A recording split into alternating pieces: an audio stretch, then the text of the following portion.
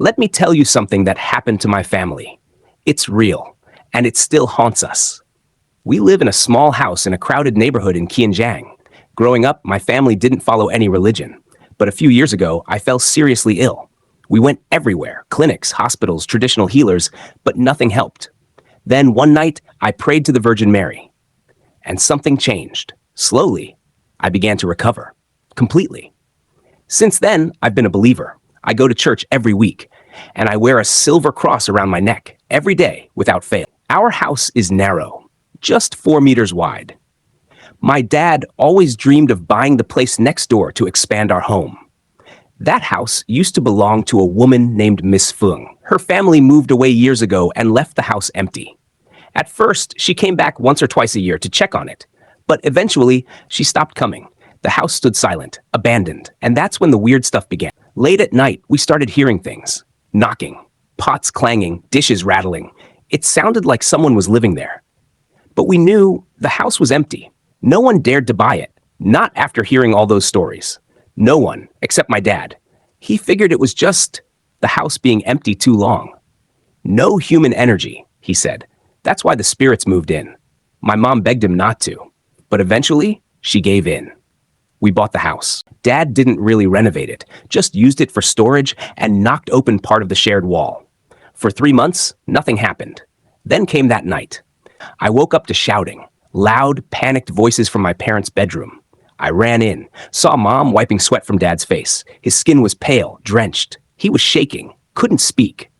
Mom looked at me and said, he was attacked by something. Later, Dad finally spoke. He said he'd been fast asleep when a woman walked into the room. She was beautiful, dressed in white, elegant, calm. She sat on a chair beside the bed and smiled at him. Now, here's the thing. My dad, well, he had a weakness for pretty women, so instead of freaking out, he just stared. She reached for his hand, placed it on her chest, and asked, "Do you think I'm pretty?" Dad nodded like a fool. "You're beautiful," he said. Then, just like that, she leapt onto his chest and sat on him, still smiling. Then she asked again, "Do you still think I'm pretty?" Her face began to change. Her beauty melted into something grotesque, skin wrinkled, lips curled, eyes hollow. She grabbed his neck with both hands and started choking him. He struggled, gasped, kicked, but she was too strong. He thought he was going to die. Then suddenly, Mom woke up and saw him flailing in his sleep. She screamed his name, shook him hard, until finally he woke up, drenched in sweat. Dad told us everything. Mom didn't believe him, thought it was just a nightmare, but he swore it was real. For a few days after that, nothing happened. But then, Mom had her own encounter. That night, I was staying at my grandma's house. Dad was out late drinking with work friends. Mom was home alone. Around midnight, she heard a strange sound from the storage room, like a large jug of water tipping over. Then came a sloshing noise, like something rolling slowly across the floor. She figured it was our dog. She yelled out, "Stop it! Go to sleep!" But the noise kept going, slow, eerie, deliberate. Mom got up and turned on the lights. The dog wasn't inside. She'd forgotten it was locked outside in the yard. That's when she started to panic. She rushed to let the dog in and grabbed an old CD of Buddhist chants to play in the living room. As soon as the first verse rang out, Namo Adida Phut, something shattered in the kitchen. Then, water started pouring from the faucet. No one had touched it. Mom threw open every window and door in the house, turned on every light, and sat alone, shaking, waiting for Dad to come home. That night was only the beginning. A few days after Dad's encounter, my grandma came to visit. She usually stayed with us for a week or so every time she came. That day, my parents and I were all out, working or running errands. Grandma was home alone, resting in the living room, TV on, curtains drawn, doors locked. That's when she heard it. A voice, calling her name. Bác Chin ơi, Bác Chin, that's her name? At first, she thought she misheard. But the voice came again, clearer. She looked toward the window. The curtain was just slightly open, and through the slit, she saw it. An eye, a single wide eye staring straight into the house. She froze. Grandma slowly walked to the door and opened it. No one, not a soul on the street. And our alley is small. If someone had walked off, she would have seen them turn the corner. She shook it off, thinking maybe she imagined it. She returned to the couch, heart still pounding. Then, a few minutes later, someone knocked at the door. It was Uncle Bai. the neighborhood Seom driver who usually drove her home after a visit. "Are you ready to go?" he asked. Grandma blinked. "What? You called me, remember?" he said. "You were just outside a moment ago. You told me to get ready to take you home." "I never stepped outside," she replied. "I've been here the whole time." But Uncle Bai insisted. He said he saw her standing right at the front gate, calling him. That night, Grandma went to bed early. But what she saw in her dream was worse than anything she'd experienced. She dreamed of a woman, pale, angry, standing right beside her bed. "You, why are you in my house?" the woman shouted. "My daughter lives here," Grandma answered. "This is her home." The woman's face twisted in fury. Then she leapt on top of Grandma and began choking her. Grandma gasped and kicked but couldn't break free. In her dream, she began chanting Buddha's name, Namo Adida Phut, Namo Adida Phut. The woman's grip loosened. Grandma woke up, heart pounding, neck sore. The next morning, she told all of us. That was it. We couldn't deny it anymore. Something was in that house. And it didn't want us there. We gathered as a family and talked. Mom glared at Dad. "I told you not to buy that house," she said. "You knew it was haunted." "But we already bought it," Dad replied. "What are we supposed to do? Sell it? Move out? We can't just leave." So we stayed. And one night, both my parents left on a short trip. I was home alone again.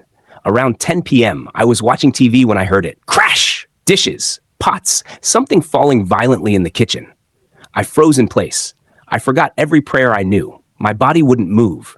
Then I finally grabbed my phone and called my uncle. "Uncle, please come. Something's in the house. I'm scared." He told me to wait.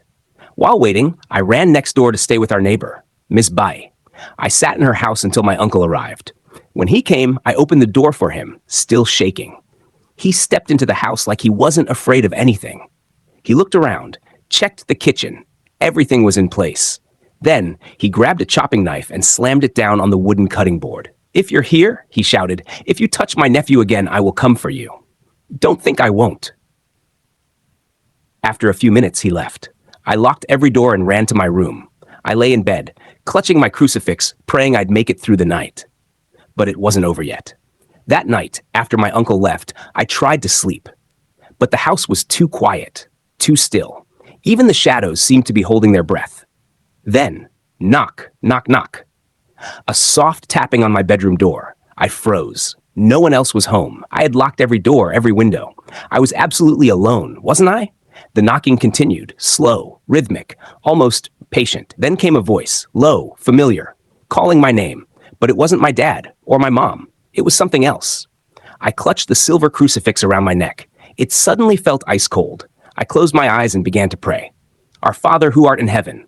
As I whispered the words, the knocking stopped. Just like that. Silence fell over the house once more. I didn't sleep much that night. The next morning, I told my parents everything. They were shaken, but not surprised. We had all seen too much, heard too much. The thing in that house, it wasn't going to leave on its own. So I went to church again. This time I spoke directly to the parish priest. He listened quietly. Then he said, "We'll come. You're not alone." The next day, the priest arrived with 3 other church members. They brought holy water, a Bible, and strong faith. As soon as the priest stepped into our house, the air changed. It was heavier, thicker. He began walking from room to room, sprinkling holy water and reciting prayers. When he reached the kitchen, the first drop of water hit the floor, and something moved. A pair of scissors flew off the top shelf and crashed onto the tiles. No one had touched it. The others jumped. The priest remained steady.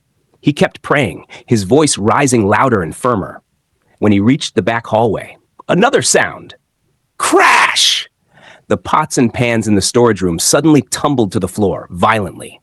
Then it happened. One of the women who came with the priest suddenly collapsed. She let out a scream, not of fear, but of pain. She began shaking uncontrollably, her hands clawing at the floor. "It hurts," she cried out. "Make it stop." The priest rushed to her side, holding the crucifix high. He placed it against her forehead and asked, "Who are you? Why are you here?" The woman's eyes flew open, but they were no longer hers. A deep, angry voice came from her mouth. "This is my house. I've been here long before you. I will not leave." Then she turned her head and looked straight at me.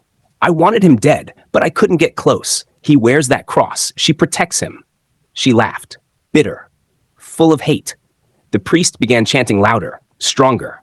The woman thrashed, screamed, and then collapsed again. Her body went limp. The house fell quiet. The priest stood up, continued the blessings, and sprinkled holy water in every corner. He placed a small wooden cross above our front door. And just like that, it was over. From that day on, our house returned to peace. No more knocking, no more voices, no more footsteps. We started praying every night as a family. And my parents? They became believers too. Not because of religion, but because they knew what had once lived in our home. And how close it came to never leaving.